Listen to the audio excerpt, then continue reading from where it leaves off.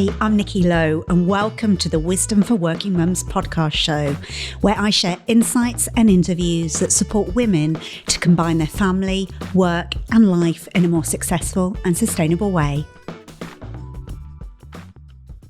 We've come a long way since women were given equal rights, but despite this, we still don't seem to have worked out how to talk about female main earners. Female main earners are women who are the primary or sole earners in their families, and they're more commonplace than we might think. Data shows that a third of working mothers in Europe are the main earners in their families, with 1 in 5 women in the UK being the main earner, and a quarter of women in heterosexual marriages earn more than their husbands in the US. So the earning capabilities and responsibilities of women have shifted, but attitudes and understanding of what it means to be a female main earner haven't moved as quickly. If you're a female main earner or planning to be and struggling with how to fully embrace your role, then this podcast is for you. In today's episode, we're talking about what it means to be the female main earner with my guest, Jenny Garratt. Jenny Garratt OBE is an award-winning career coach, leadership trainer, speaker and author. She is well known for her work empowering working women, particularly female main earners, through her book, Rocking Your Role. Fairness and empowerment are at the heart of Jenny's work, and she believes that women thrive, we all do. Jenny was an awarded OBE in the Queen's New Year's Honour List 2021 for services to entrepreneurship and women in business. So whether you're the main earner by choice or chance, I know you're going to get so much from today's episode. And even if you're not, what we explore today, I think, will be so powerful for so many, because Jenny dives into really some of the key challenges about being a main earner and how that can affect dynamics in your family and in your home. She talks about some sensitive topics that we have to navigate, which include money, household chores and in-laws, and really how important it is to have open conversations about that. Jenny shares some of her own experiences and some of the kind of roadblocks that she's had to navigate on her own journey to fully step into her role so she can rock her role as the main earner in her family. And I think you're going to find a lot of what Jenny says so relatable, whether you're currently a main earner or you might be in the future. So I won't keep you any longer. Let's dive in. Thank you so much for joining me on the Wisdom for Working Mums podcast show. Thank you for inviting me. I'm delighted to be here. I always love to start my conversation with my guest journey because I think it's always so powerful to hear. So I'd love for you to share, how did you come to do the work that you do and actually focus on sharing your insights on being a female breadwinner? Yeah, it's really interesting. My first career was as a marketer, really loved it, thought that's what I was born to do. And then one day a colleague who's now a really good friend came into my office and said, "Where next? Where are you going to go with your career?" She suggested training people in marketing. I wasn't a confident public speaker, so that wasn't a good route for me. She said, get a bigger budget or a bigger team elsewhere. And I had a young daughter at the time. And lifestyle-wise, where I worked for me, so I didn't want to do that. And then she suggested going on a coaching program.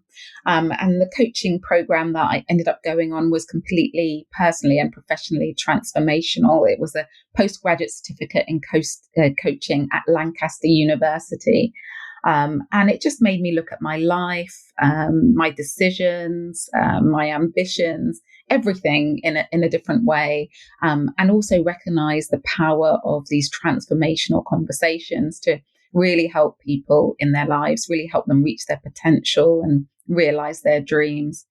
So when I finished this program, I started delivering a little bit of coaching on some programs for the company, the organization, which was a business school that I worked for.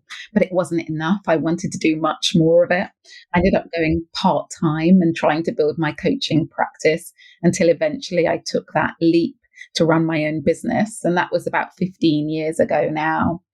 And when I did start my own business, my husband at the same time was thinking about his career, and he'd worked in accounts. but he'd never really loved it.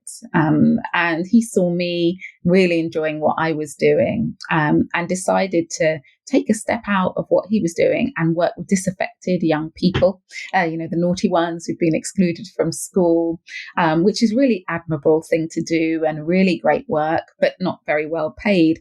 So it meant that we were both doing the thing we loved, which was fabulous for us both.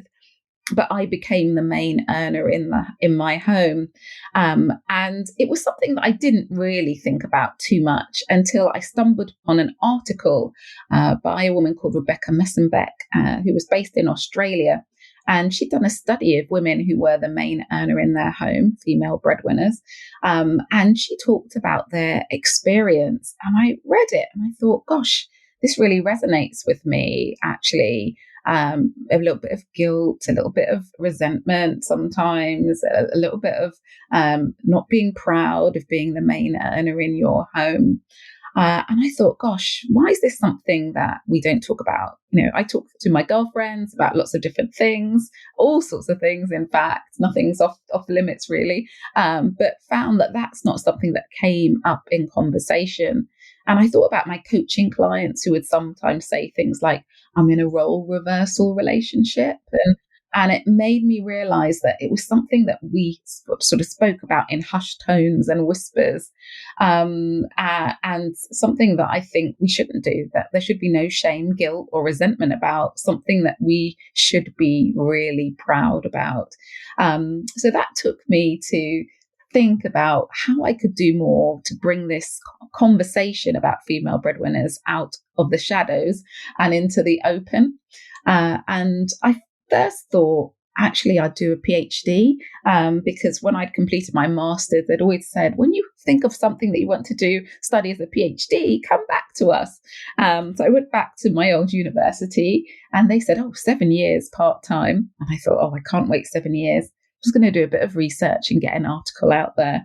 I put a message out on social media saying, are you the main earner in your home, the female breadwinner? How do you find it? And I got one message back from a woman in America, so a woman I'd never met and didn't know, who said, I was the main earner in my home for 3 years, and those were dark days in my life. And I just thought, that's the worst thing. There's no way that should be the case. And I did some research and ended up writing a whole book about it. So that's kind of my journey to it. Yes, rocking your role. Absolutely. For women to rock their roles in life rather than feel downtrodden or burdened by them. Yeah, and thank you for putting your work into the world, because I think, as you say, it's one of those taboo subjects that just isn't talked about. And I know within my clients, that dynamic can be incredibly empowering, but it also can be quite a disempowering role if you don't pay attention to all of the dynamics that go with it. And that's why I'm so excited to be diving into this with you today. And obviously, we've talked about these terms, both main breadwinner. Do you mind just explaining what you mean by this and why you think it's so important for us to have this conversation? Yeah, so the common language is female breadwinner, but I'm not that keen on it. I did use it, underpinning the title of my book because it's the common language, but I do prefer main earner. And I use it ME, I call it, throughout the book. So it's my preferred language. I just think female breadwinner it goes along that sort of alpha female kind of language, which I don't think is helpful to us as women. And I think men can be the main earner, women can be the main earner. It doesn't have to be this sort of female breadwinner type thing. So a main earner for me is someone who they can be in a relationship and they can be the person who earns the higher amount of income. They can be a single person, actually, because then you'll be the main earner in your home. It could be someone who was in a relationship and they're on their own, or their partner's retired. It might be that or their partner's working part time. So that's who I'm talking about when I'm talking talking about the main earner in the home. And I just, this breadwinner thing, it just feels very macho to me. I love that you've said that, actually, and I'd not picked up that nuance, but it absolutely resonates for me. Yeah, and it feels quite an outdated term as well. Yes. So yeah, and I love that you've also clarified that it can be a diverse kind of family setup. Absolutely. And I think that's important, because I think there's going to be many women listening to this that will resonate with it for those different scenarios. Yeah, I mean, when I first wrote the book, there was some research which said the number of women who either earned equal or more than their partner in the UK was a fifth of the population. And then when I later on, the IPPR put out some research saying it was now a third. So, either women earning the same as their partner or more than their partner. And it's growing because there are more and more women who are going to university. There are a higher number of young women going to university than men. And, when you're educated, you want to use that. And also, I think it provides some freedom for men as well, because actually you don't have to be the main earner. So men who have been stuck in roles all their life, doing jobs that they hate because they just need to bring an income in, can now pursue maybe more creative pursuits. Maybe they always wanted to be an artist or a singer, or maybe they wanted to be a home guardian, as someone called it the other day to me. They have a bit more freedom. So I think that this is creating something that can be better for everyone if we don't get stuck by societal expectations or old stereotypes of male and female roles. Yes, and again, I think that's why it's so important that you're creating and kind of sustaining the conversation around this, because it feels like, as you say, with those statistics, that times have really moved on, yet the conversation around this hasn't. Yeah, completely. I remember my mother-in-law, sadly she's passed away now, coming into my home and patting my husband on the back. Oh gosh, you've got a new car, we've done this to the house, with no acknowledgement of my contribution. When you are a main earner, you do need some pats on the back somewhere along the line, and it's that sort of thing, and it can be really challenging for women, because we definitely don't want to undermine anyone.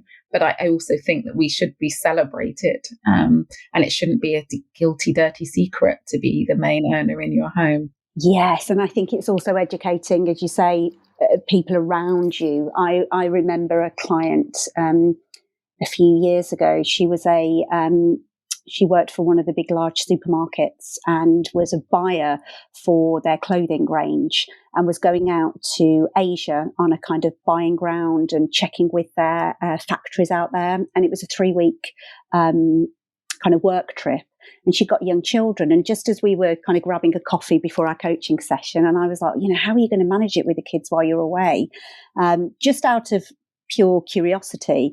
And she turned around to me and said, would you ask a man that if he was going on a trip? And I was like, you're damn right, I wouldn't. And it's just that, the assumptions and the conversation around it. And I think that's why I'm loving that we're going to be diving more into this. So we've started to kind of shine a light on what some of the potential challenges are. But I'd love for you to share, what are the kind of challenges both you've experienced and you hear from the women that you work with who are the main earner? Yeah, I think there's still, we're talking a lot about mums, working mums, and there's still a lot of negative assumptions if you're not physically there at those school gates, especially for primary school children. It gets easier when they're in secondary school, but in primary school, it's still pretty tough.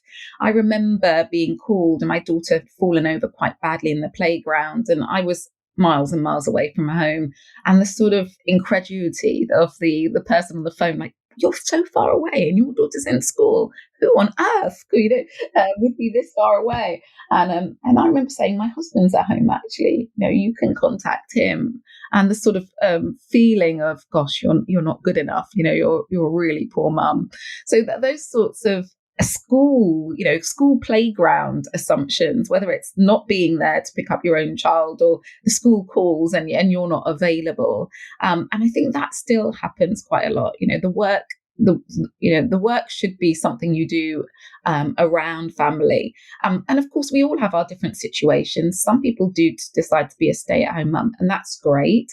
Other people work part-time, and some people work full-time. And the choice is ours. And I don't think there should be any judgment on which choice you make for yourself, and the reasons you make your choices. So I think there are still quite a lot of those sorts of negative assumptions.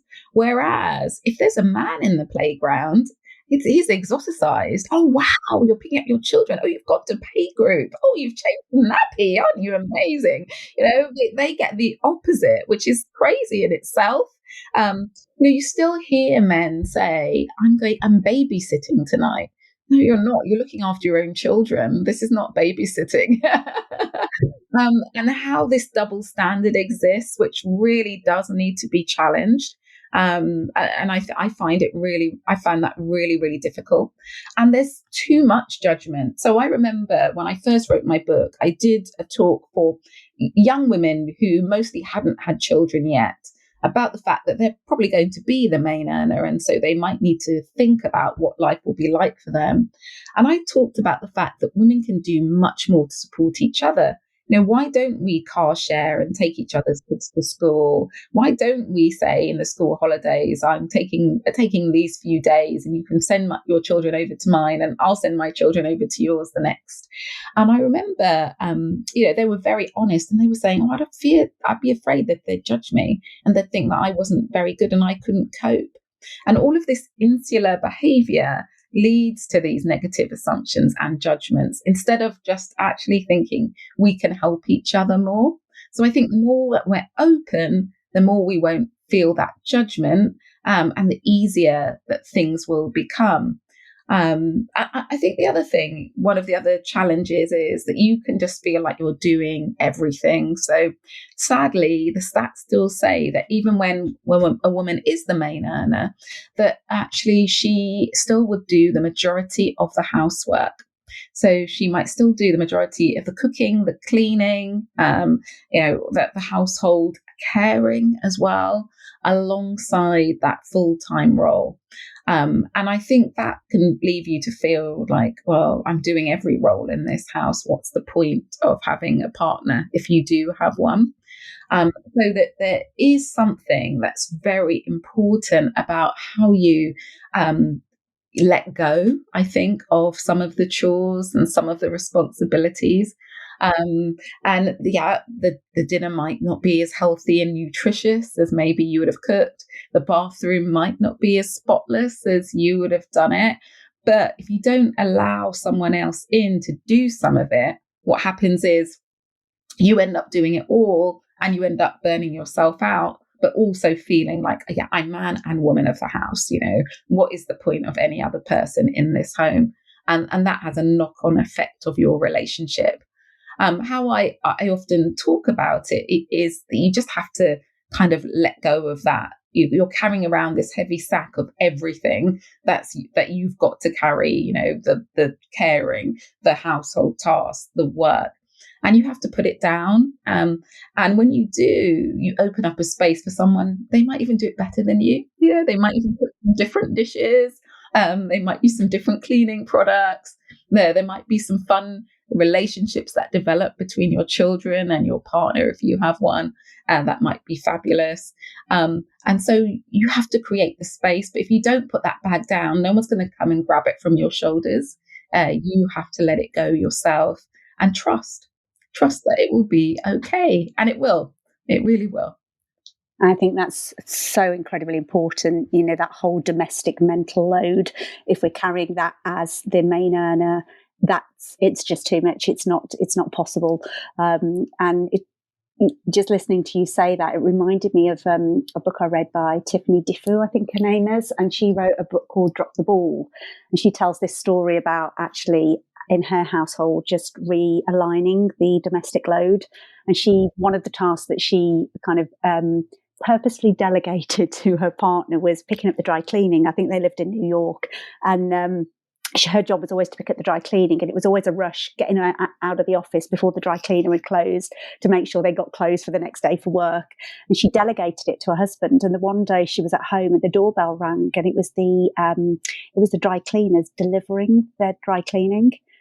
And what she'd never realised was that they did a delivery service. And she was like, actually, I delegated that, and my husband did it better. He found a smarter way of doing it. Yes, yeah, absolutely. And yeah, you've got to create that space so that can happen. It's not easy because it can feel like, well, they can't do it. But I think if you create the space, they will. All the school letters used to come home, and I would always sign them and, cut those forms in half and send them back. And I remember thinking, why am I doing all of this household admin? It doesn't say it's got my name on it. It says parents. And I think we have to remember that if there are two parents in the home, that you can share that load, and absolutely the other person can do it really, really well. And often people who are the main earner in the home can enjoy it as well.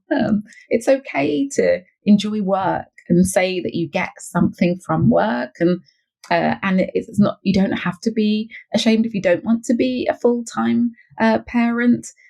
You can be a better parent sometimes by going out to work, because if you're happy in what you do, you bring that happiness in. Better to be a happy working parent than an unhappy stay-at-home parent, I think. Yes, and I think you tackle that brilliantly in your book about saying, there's some choice here, and about owning your values and owning your needs. And I think that's incredibly important, because I think all the research shows that in terms of the impact on children and their happiness and their confidence, it's parents doing what is right for them, not what they think is right.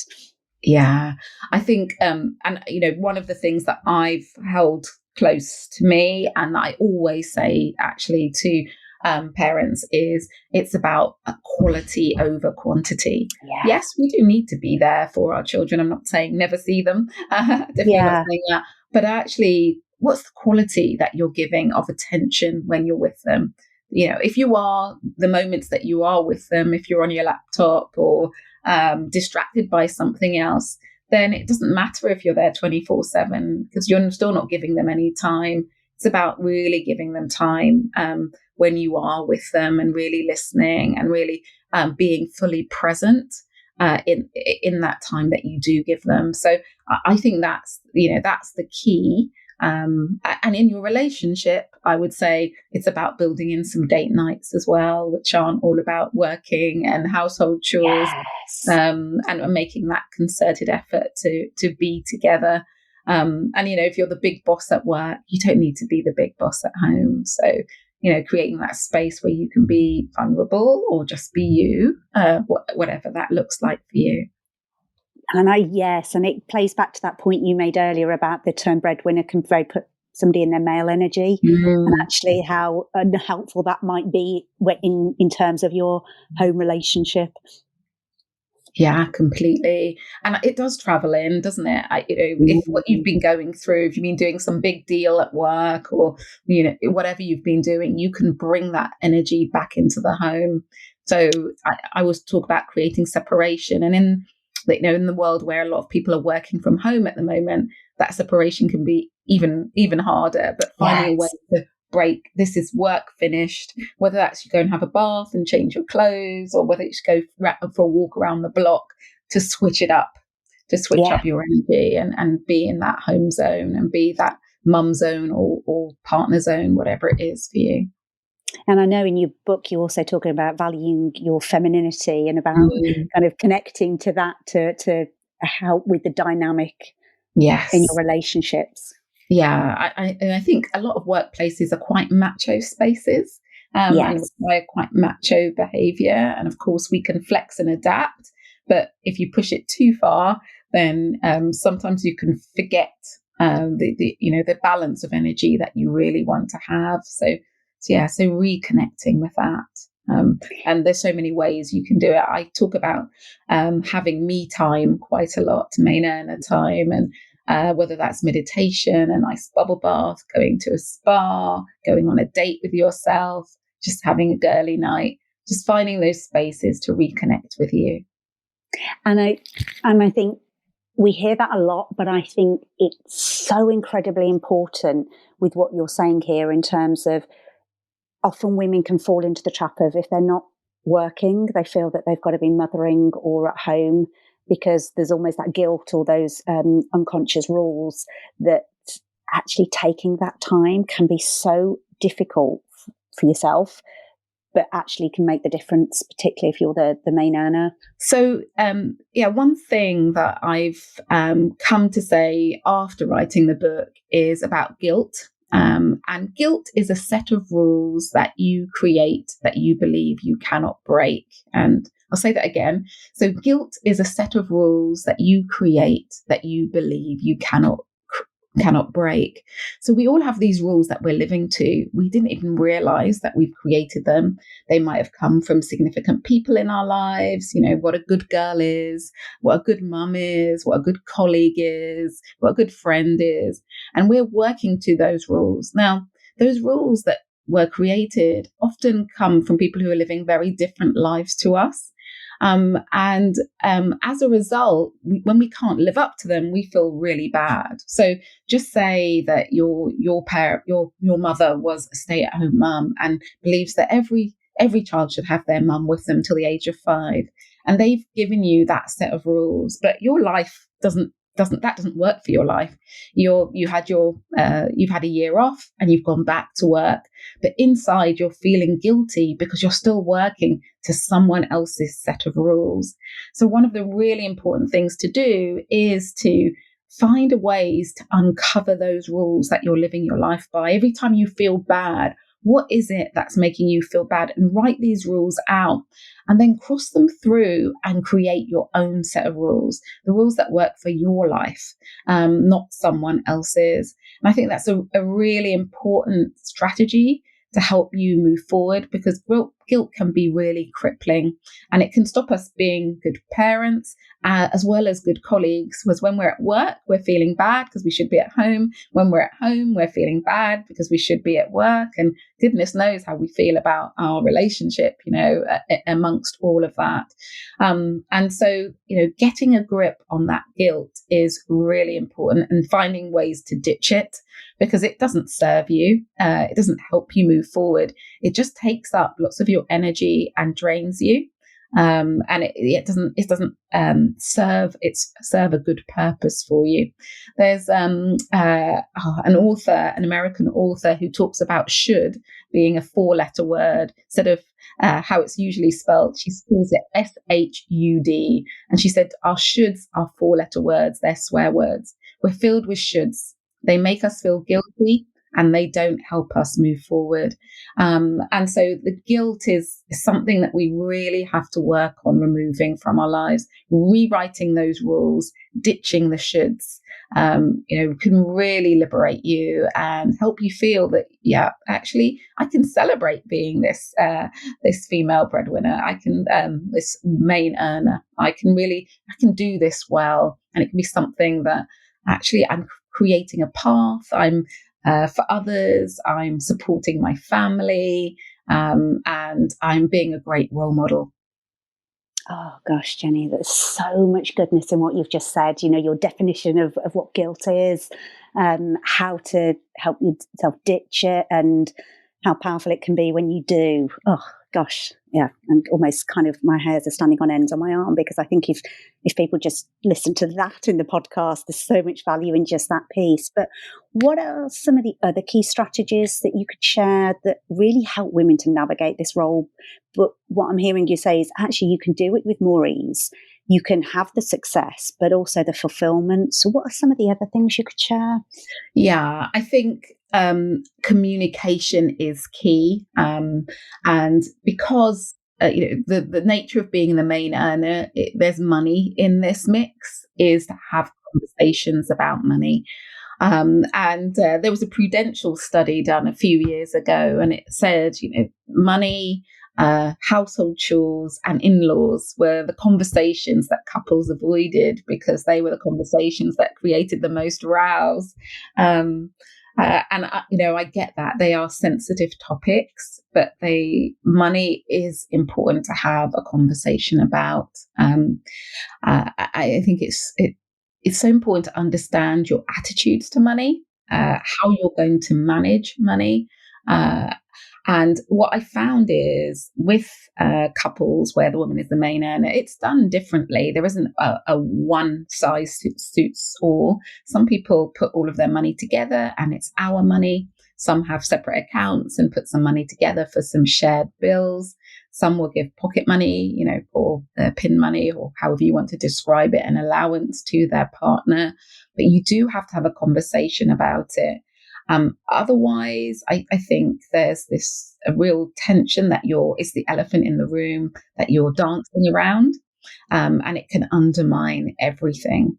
I think if you're the main earner and you just feel that your partner's just squandering on the money, that's going to be really upsetting to you. Or if you're the partner who feels that you're not being given enough to be able to live on, there's also something called financial abuse, which I found out about a few years ago, that you could be really harming your partner and using money in a way to manipulate them. So these conversations are really important. And in the book, there's a good framework for having conversations about money, which helps you both understand where you are. And then you can have a conversation about where you go from the point at which you are. So I think the communication around money is at the heart of this, and it's a tough conversation. And like all conversations, it might not be that you decide to put an hour aside and at the end of it, it's all tied up in a beautiful bow. But even just starting the conversation to think about what you both want, how you're both going to get there, how you want to manage your money is really important. But I would also say, as a woman, you really need to understand your own money. You need to invest your own money. Most women live longer than men. So you might need to be having money when your partner's not there. I know that's not a nice thought, but you do need to consider that. And also just be savvy. Because, I don't think you should put your life in the hands of an organization. And I also don't think you should put your life in the hands of your partner. You should know what you're doing.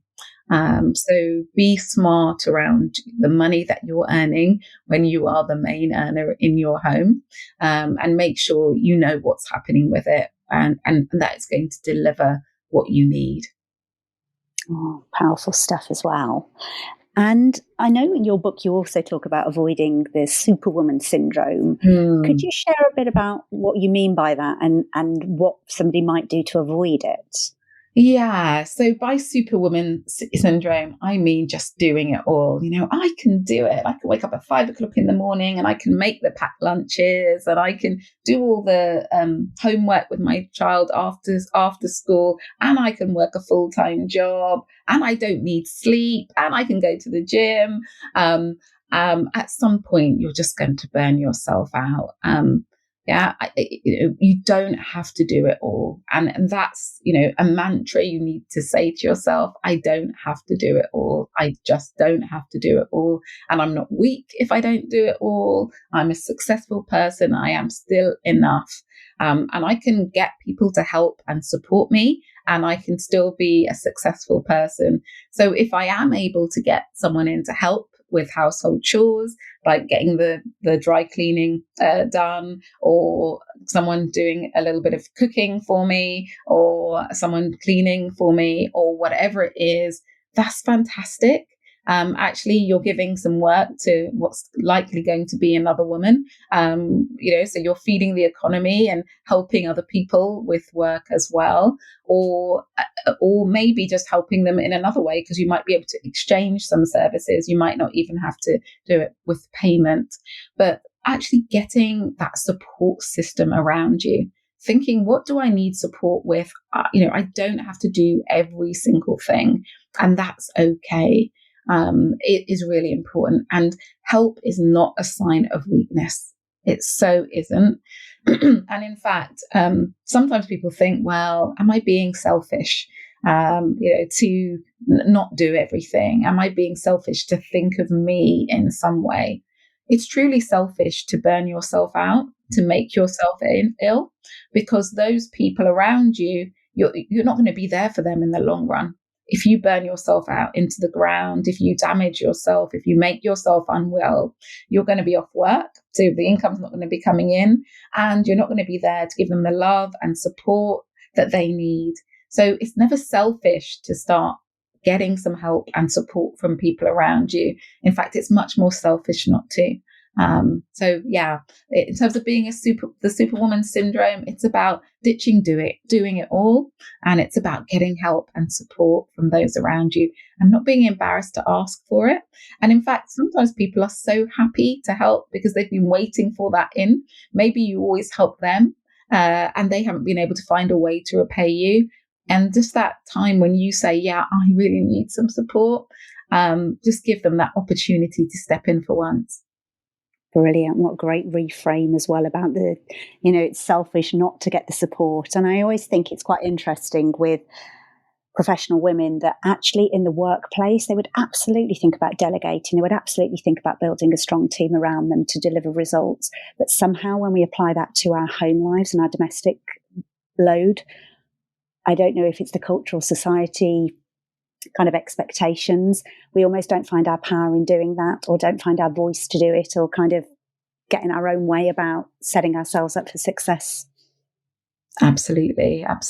And I think that's as you said, really helpful to think about. Well, if I'm capable of doing it at work, I'm definitely capable of transferring those skills into my home life. So there are no excuses. Brilliant. So you've said so much goodness in this, Jenny, but I'm thinking if there's just one thing that you hope that somebody listening to this takes away from our conversation, what would you want that to be? Yeah, I think it's that if you are on this journey to be a female breadwinner, or you are that person, celebrate it. Yeah, find ways to just remind yourself how amazing you are. Find ways to congratulate yourself on being that person who can support yourself and support your family, and really walk tall and be proud of it. And you might not find ways to slip it into the conversation because it might not be appropriate. But if you remind yourself on a daily basis, look how amazing I am. Look at what I'm doing. Look at the difference I'm making. That's going to really help to shift your mindset to a really positive place if it hasn't been. And you'll find that has a bit of a butterfly effect in that it cascades to all areas of your life. So be proud, be really proud. And I know you said one thing, but I'd also say that in the short term, sometimes things are difficult. And you might think, oh my goodness, my children aren't happy because I'm not around, or my partner's not happy because I'm not around. But think long term and think about the moments when they will turn around to you and say, all that hard work was worth it. Thank you. Thank you for helping me get my dance classes or my education. Thank you for helping us be secure in our future. That thank you will come. So visualize that thank you. Love that. And I would highly recommend people get your book because you go into so many different areas. We've only just kind of touched the surface with all the brilliance that's in your book. So where can people find out more about you and your work? Yeah, so I actually have two websites. I have a rockingyourrole.com, which is specifically focused on the book. And I also have jennygarratt.global. Where you'll find out about everything I do, my coaching work, the work I do in organizations, where I'm speaking next, and everything else. So the choice is yours, rockingyourrole.com or jennygarratt.global. And I'm on all social media, easy to find me. Coach Jenny Garratt on most social media, and Jennifer Garratt on Twitter because my name was taken. I will put all the links in the show notes for people to be able to access that. But thank you, Jenny, for joining me and sharing your wisdom. I really appreciate it. Thank you. Thanks for all you do. And it's really kind of you to invite me on. And I'll be an avid listener from now on. Thank you. If you've enjoyed this episode of Wisdom for Working Mums, please share it on social media and with your friends and family. I'd love to connect with you too, so if you head over to wisdomforworkingmums.co.uk, you'll find a link on how to do this. And if you love the show and really want to support it, please go to iTunes, write a review and subscribe. You'll be helping another working mum find this resource too. Thanks so much for listening.